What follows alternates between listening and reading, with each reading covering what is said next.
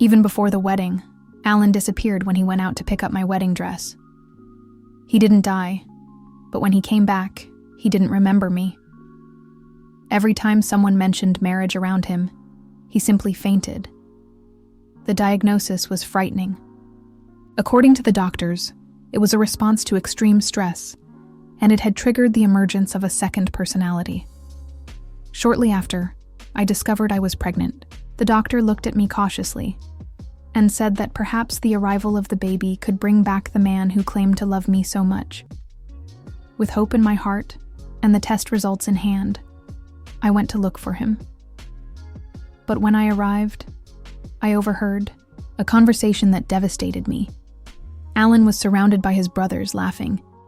"You've gone too far, Alan, inventing a second personality just to get out of the marriage? What next? Are you going to say you have a third? A fourth?" He just laughed and said he loved me, but that he would only cheat on me this once, just 10 more women, and he promised he would stop. According to him, 10 weren't enough to unlock all the positions. I even heard one of them say that he should keep pretending for another year or two, because in the end, I would only agree to marry him. Alan interrupted them with a serious look, saying that he didn't want to see me sad for long, but he already asked them to look for new, provocative girls, one every 3 days, and not to delay the wedding with me. My hands were shaking as I tore up the pregnancy test. I turned my back and went straight to the hospital to schedule the abortion. When I returned to the doctor's office, he noticed my state. He said that the baby was precious, that it wouldn't be easy to get pregnant. Again, especially with my hormonal problems, but I couldn't even breathe properly. He begged me to think twice, that Alan deserved to know, that he might regret it. But all I could think about was the laughter, the dirty words, the contempt. Even so, the doctor insisted on calling Alan, telling him that he was also responsible for the child, that even if I didn't want the baby, the least he could do was be there at that moment. I let him. After all, he had stood up to his parents to marry me. The least he could do now was see me one last time. But his response was like a knife. He mocked me. He said he never knew me, that I was using cheap tricks to force him to the altar. He said he didn't even know if the child was his. The silence in the room was broken by his cold voice and the sound of the phone being hung up. I signed the surgery papers in silence. When I woke up, there were messages from him on my cell phone, all cold. He said that the past didn't matter, that I was me and he was him, and that I'd better get out of his house. And he was generous, of course. He rented a furnished apartment on the same street. He paid a month's rent. To avoid gossip, he signed a 1-year lease with the landlord. He said I didn't have to pay him back. I looked at the photo of the bloody embryo and just replied, "Thank you." That was his last responsibility as a father. I spent 3 days in the hospital and he didn't show up. But on Instagram, photos and videos of parties, laughter, and trips popped up every day. It was as if he was trying to make up for all the years he spent with me. I knew it was to provoke me. And since he wanted it so badly, I liked every post with my main account.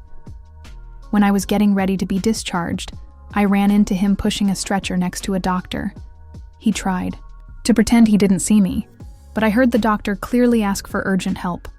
A patient with a ruptured uterus, severe bleeding, Rh negative.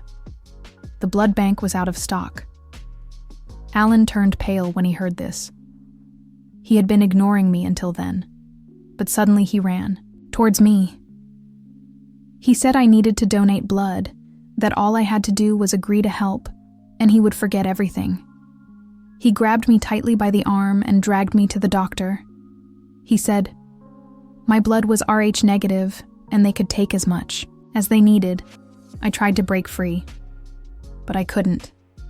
I just looked at him and said, "You said you didn't even know me. How do you know my blood type?" He got angry and said it wasn't the time to argue, that if I said we'd been together for 6 years, it was obvious he would know that in an emergency. But I was still bleeding. I had just lost a baby. How could he expect me to donate blood?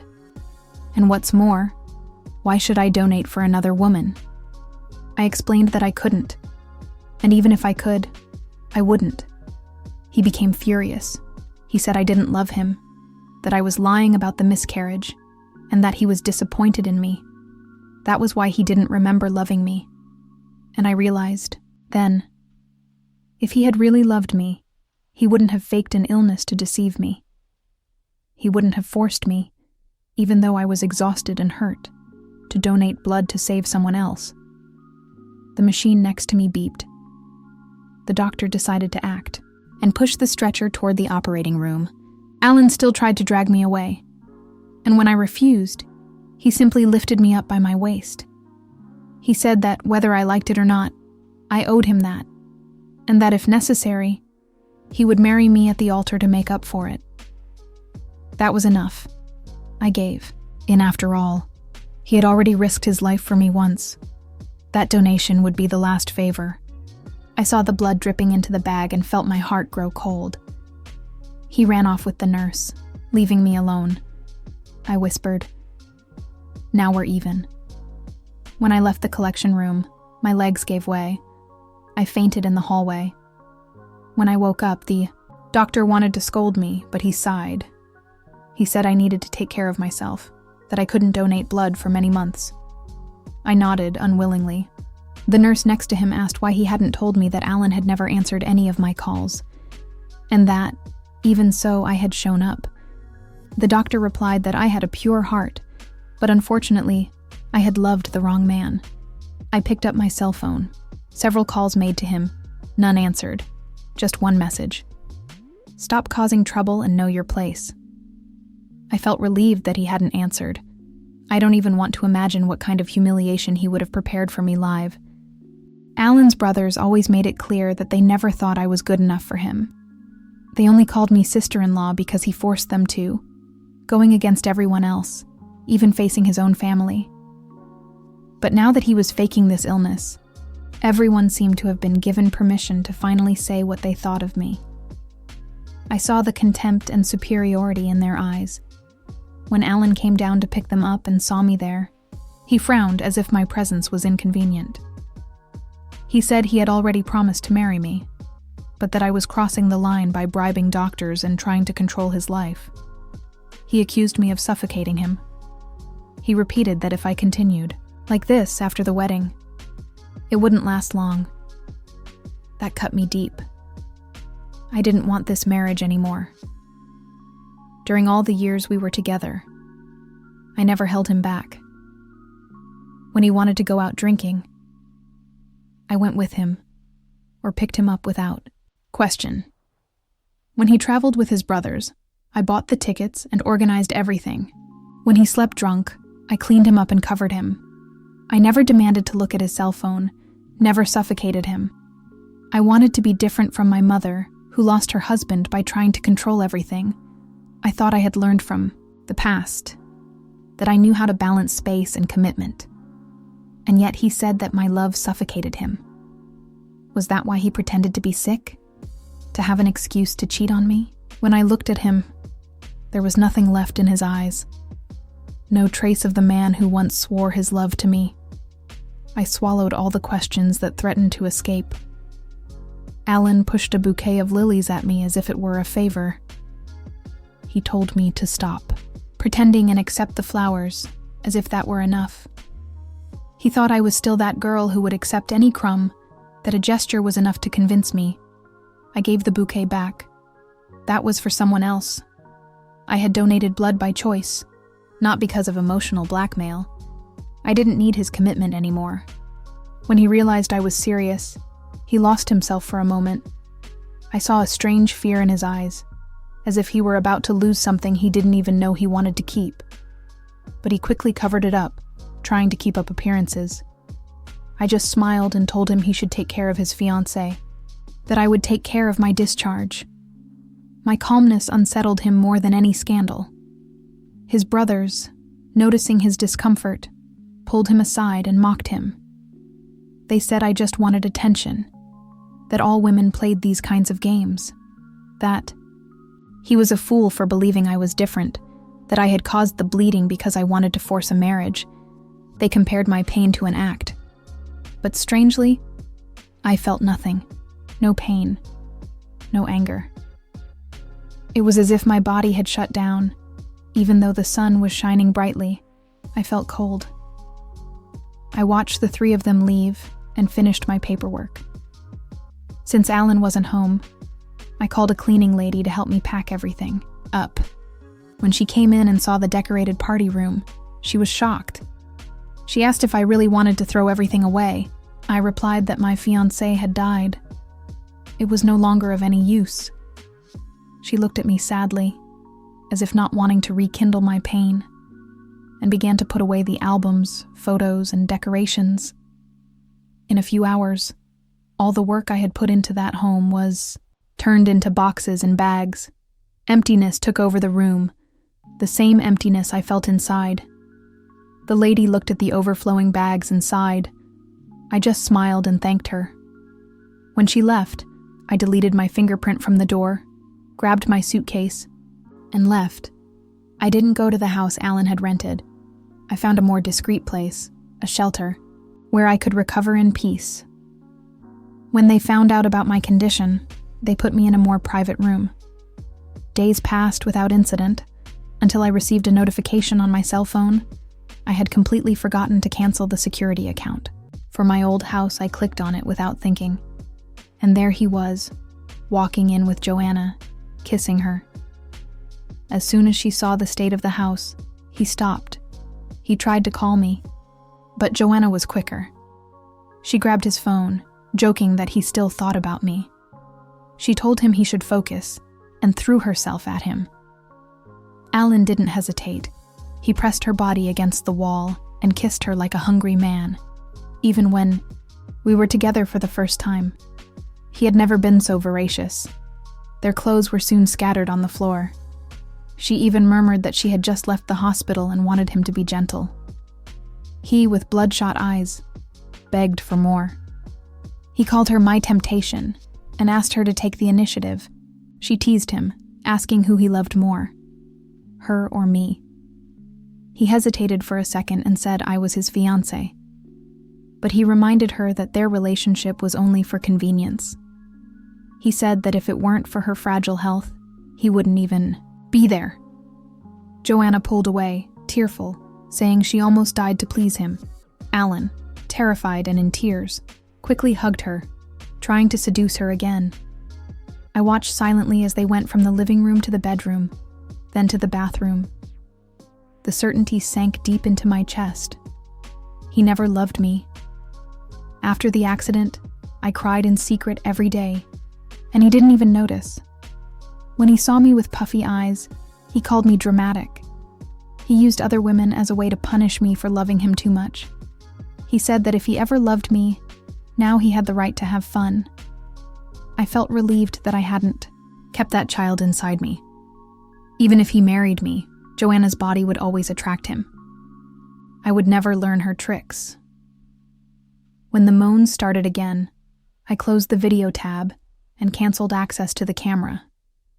The next day, I was awakened by a call from him, the first since the accident. I didn't answer. There was nothing left to say. He then sent a message complaining. He asked why I had thrown away all the wedding things. I made up a story that the house was unlucky, that I had moved to a village by the sea. I wanted to avoid further humiliation. But it wasn't long before I received a friend request. The photo was of Joanna. I refused. She insisted. She said she had an intimate video of me and Alan. Curious, I accepted. Instead, I received the video of her with him from the night before. When the video ended, she sent a crying emoji, as if she had made a mistake. She said she thought it was me in the video. She mocked me, saying that if it were me, I would try to learn how to please a man. That if I knew how to give myself, I wouldn't have lost someone who was already in my hands. And as if that weren't enough, she sent me a money transfer. He said it was a reward for donating blood. He promised he would invite me to their wedding. That was the last straw. I sent the money back with a single sentence. Consider this my wedding gift. Then I blocked him. For 2 weeks, I lived in silence, my body slowly healing. But something inside me had already changed. It was time to go. It was only after buying the plane ticket that I realized the date. It was his wedding day. Even so, since I was going to see my best friend, I decided to stop by a jewelry store to pick out a gift. Upon entering, I remembered something I had completely forgotten. The pair of wedding rings that Alan and I had made were still in the store. I went to the counter with the intention of canceling the order, or at least resolving the matter. The saleswoman searched the system but told me that Alan had already picked up the rings. Her gaze was full of pity, as if she knew what was happening. I thanked her and left, resigned. But fate seemed to be having fun with me. Just as I was leaving the store, I saw Alan and Joanna. They were holding hands, smiling as if nothing else existed in the world. On their fingers were the pair of wedding rings I had designed myself. He noticed I was watching them and hurried to explain that the rings suited them well. I turned away without saying a word. He wanted to follow me, but Joanna pulled him back and reminded him that they still had to choose the wedding dress. I kept walking, determined, without looking back. When dawn broke, I left the hotel where I was staying, got into a taxi, and went straight to the airport. Meanwhile, Alan's brothers, along with a makeup artist, went to the house he had rented for me with the custom-made wedding dress in hand. They rang the doorbell countless times. The noise was so loud that it woke up a neighbor. She said casually that no one lived there. They were confused. They showed her my photo and described my appearance. The neighbor shook her head. She said I lived in the building next door, that I was pretty, that I had lost my husband, and that I hadn't been seen since. They laughed, believing it was all a ploy on my part. They shouted in the hallway, saying that I was delaying the wedding and that Alan had already recovered. They entered the neighbor's apartment without permission, convinced that I was hiding there. Despite my protests, they insisted on searching. They found nothing. They decided to call a locksmith to break into the house. Alan rented. They thought I was locked inside, causing a scene. The neighbor, tired of the whole thing, started to defend me.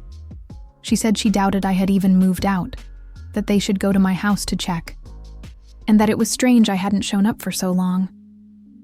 Suddenly, another resident remembered seeing me throwing away all the wedding items, the photos, the albums, even a tin ornament I kept as a relic. And then they realized that something very wrong had happened. When the locksmith finally opened the door, the house was exactly as it had been left weeks before. The air was still and stuffy, the lilies in the vase completely rotten. There was no sign that anyone had lived there. Their expressions changed. Zhangson, the older brother, took his cell phone and called Alan. He was at the hotel, organizing the last details of the ceremony. When he saw who was calling, he felt a chill. He answered with a forced voice, trying to keep up appearances, but Zhangson couldn't hide his distress. He said that the neighbor told him that I had thrown everything away, that even the albums and photos had been discarded, that I said I had bought a house by the sea and moved out. He asked him for the address. Alan froze. He didn't know where this house was.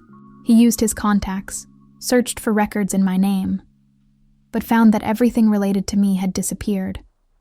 Even the old house where we lived together was no longer linked to my name. That's when panic took over. He ran out of the hotel. Joanna appeared, dressed as a bride, blocking the entrance. She tried to use her usual charm, saying that I was intolerant and didn't deserve him, that she would take good care of him. As she spoke, she slid her hands over his body, trying to seduce him, but unlike before, Alan firmly pushed her hand away. He said that from that moment on, they were complete strangers, and that if she continued to provoke him, he would not hesitate to tell her father where she was. Joanna began to cry. She begged, asked if he felt nothing. If everything they had lived was a lie, he lost his patience. He pushed her hard and declared that his wife could only be me. He said he was going to pick me up and asked her to disappear from his life. He sped off. He ran red lights, ignored honking horns, and accelerated as if trying to catch up with something he already knew he had lost. When he arrived at the street where the old house was located, he saw the cameras recording the cleaning lady throwing away everything I had loved, every memory, every detail. His chest hurt as if it had been pierced by 1,000 thorns. He tried to call me. No one answered. He opened the messaging app and realized that in the last 17 days, he hadn't sent me a single word. During that time, he had given himself over to pleasure, had fun with Joanna, and completely forgotten about me. If it weren't for a reminder on his phone, he wouldn't even have remembered that it was our wedding day. He wanted to go through with the plan out of habit, as a reward for my loyalty. But now, not knowing where I was, he was shaking like a lost child. He asked his brothers what to do, as if they had an answer. Seeing his pitiful state, they tried to calm him down. They said that all women are dramatic, that I was just testing him, that I would be back soon. One of them suggested that he fake a marriage with Joanna to provoke me. They said that I just wanted to reaffirm my dominance, that this escape was just a tactic to keep him tied to me. But for the first time, Alan wasn't sure of anything anymore. They told Alan that if he lost his composure, his future would be hell. That was enough to make his eyes shine with a twisted hope.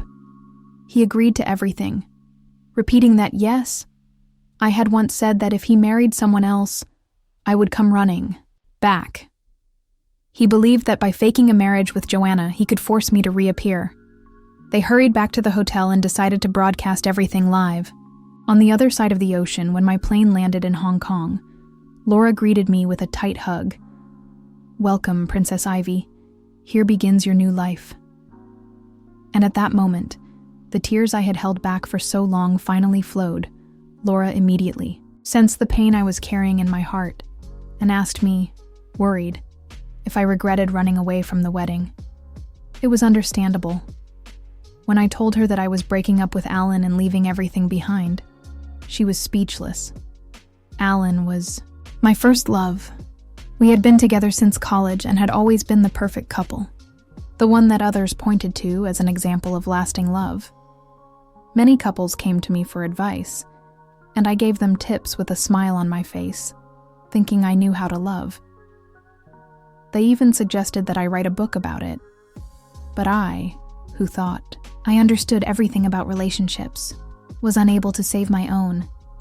I always said that consistency was the basis of everything, that no one was perfect, that you shouldn't abandon someone who is sick. But now, after everything I had been through, it was impossible to continue defending that theory.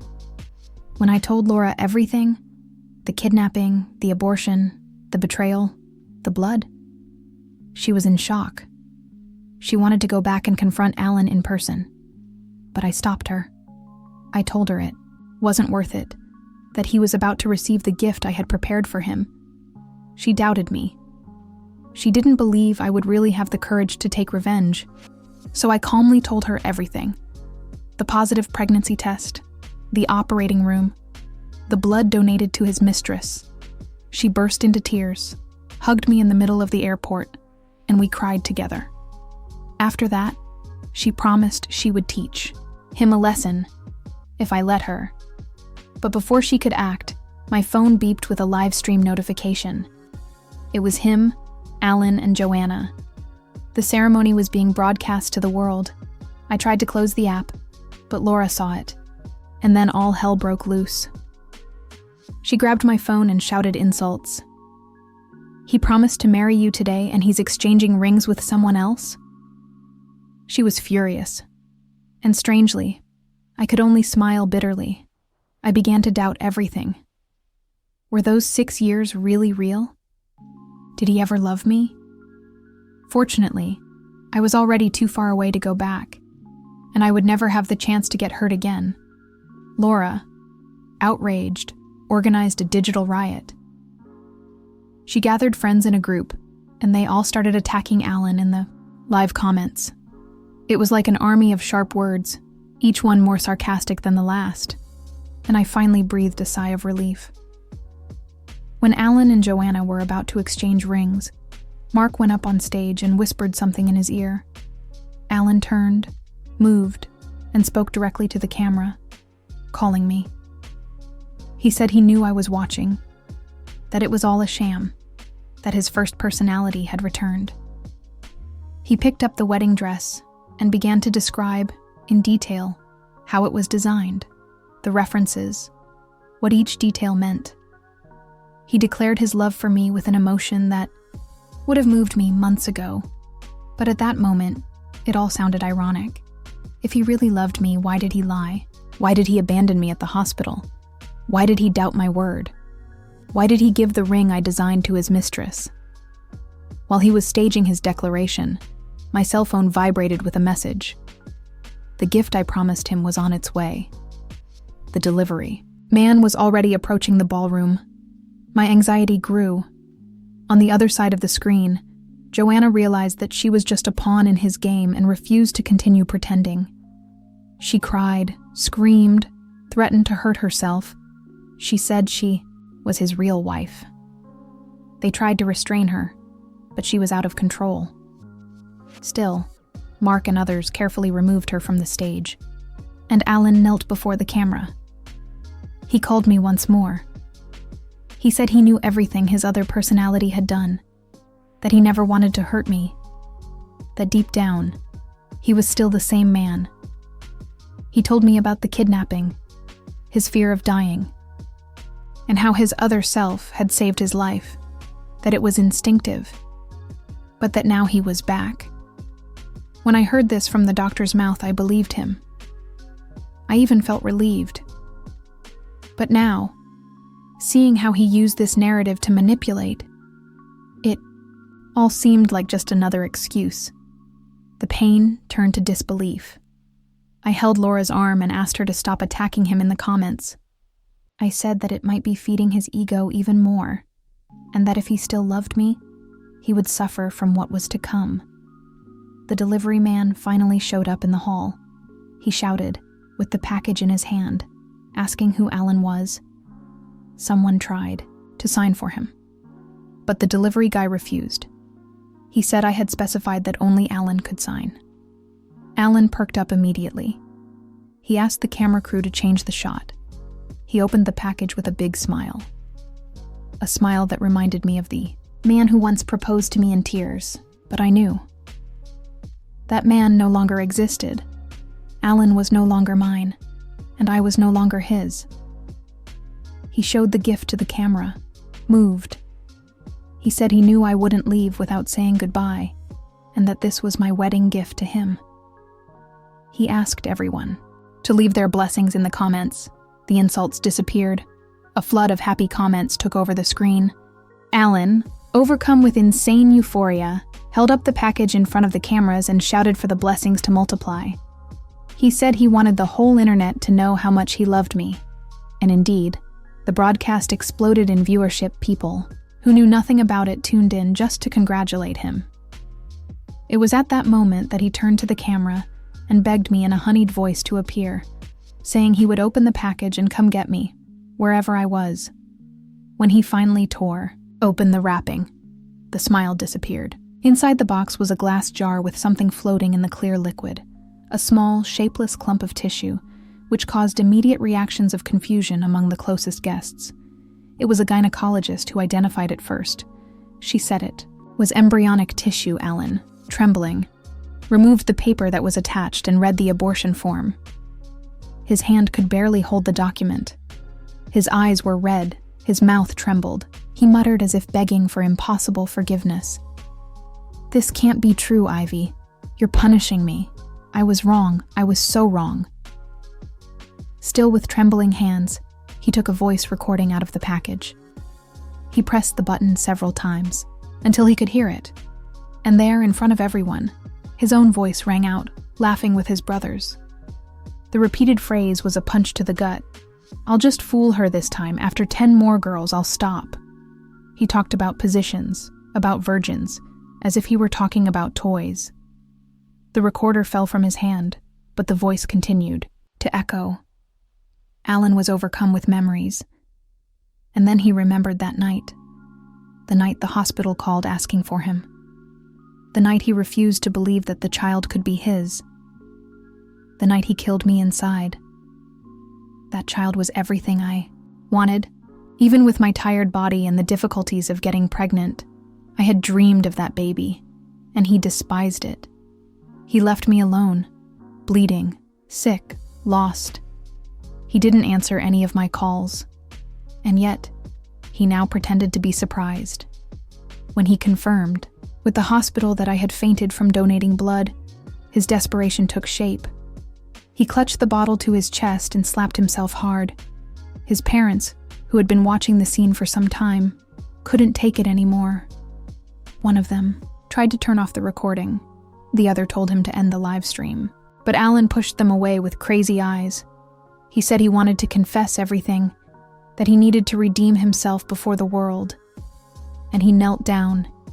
He started screaming my name, saying he deserved to die, that he made me suffer for pleasure, that he was an idiot, but that he loved me, that he didn't know how to live without me. It just made me sick. It was a belated and useless display of remorse. Even after everything, Joanna kept sending me messages from unknown numbers. She described her nights with Alan, the details, the positions. She told me he made her cry in bed, that she couldn't walk the next day. She said he called her all sorts of names, and that he called me a dead fish. I even thought that if he had left me with dignity and gone away, maybe I could have maintained some respect. But he chose to destroy me. We spent 6 years together, and in the end, he didn't hesitate to humiliate me on the live stream. He was still crying, but I could only feel contempt. I went with Laura to a restaurant.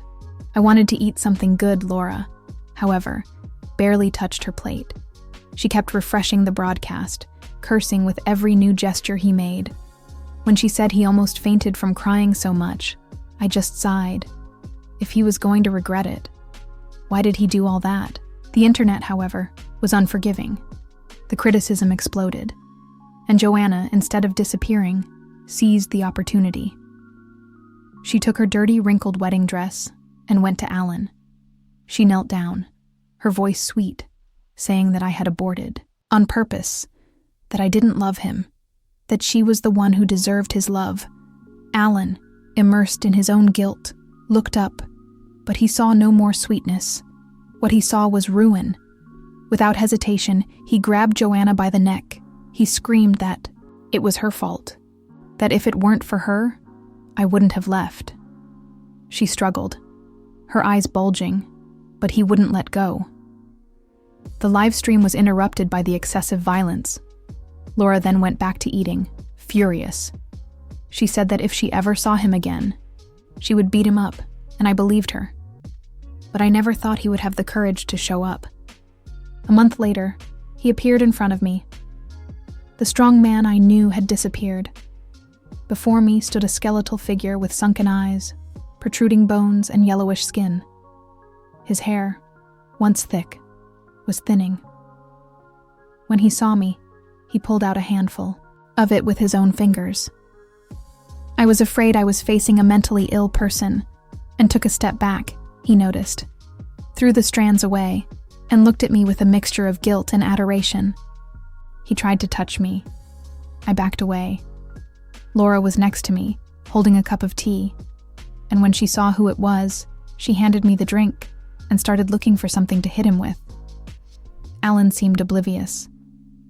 He said I was more beautiful, that he loved me, that it hurt to be away. He asked me to feel his heart. Laura couldn't take it. She broke a glass in her hand. She went at him with her bare hands. I had to hold her back. Alan, kneeling, said he would take the beating if it made me feel better. That I should use something, so I wouldn't hurt my hands. He begged like an abandoned dog. I just asked him to leave me alone. He didn't believe me.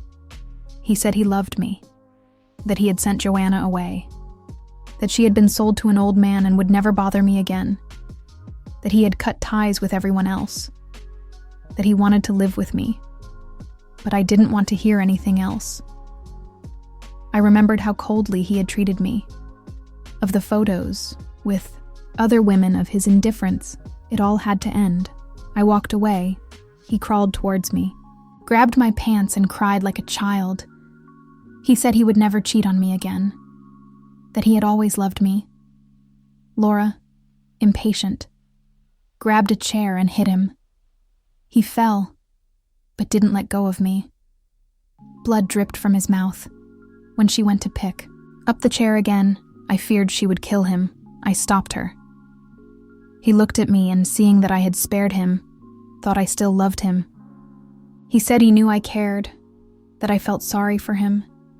He asked me to get something and beat him, but I felt nothing. I told him I was happy without him, that he no longer had any power over me. He wanted to respond, but when he saw the coldness in my eyes, he gave up. He let go of my legs, muttered, "It's okay," and collapsed on the floor. He cried as if he were alone in the world. Laura, outraged, shouted to the four winds who he was, a scumbag with a split personality, an internet troll, and the people around us started insulting him. We left without looking back. Someone even had the courage to ask him why he did it, and he, too weak even to cry, just muttered, looking at my back, "I'm sorry, I didn't know forgiveness wasn't necessary."